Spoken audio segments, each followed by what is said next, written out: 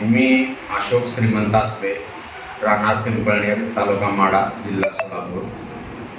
माझ्या नाकाच्या सायनसचा प्रॉब्लेम होता. त्याच्यासाठी मी बार्शी, अकलूज, पंढरपूर 3 ठिकाणी बरेच ट्रीटमेंट घेतल्यानंतर माझे भाऊ आहेत मारापूर मंगळवाडा तालुक्यात, संतोष श्रीमंत आसपे. त्यांनी मला अश्विनी प्रसाद हॉस्पिटलचे सजेस्ट केलं. मी इथं आलो आणि राहुल सरांनी मला ऑपरेशन सांगितलं. मला अकलूजला वगैरे ऑपरेशनच सांगितलं होतं. मी इथं आलो आणि हे ऑपरेशन केलं. मला वयाच्या 38 वर्षात मी मुंबईला 10-12 वर्ष बघितलं. मी जे बघितलं, टाटा बघितलं, बॉम्बे हॉस्पिटल बघितले, पंढरपूरचे लाईफलाईन बघितलं, सोलापूरचे यशोधरा बघितलं, बऱ्याच लोकांबरोबर बघितलं.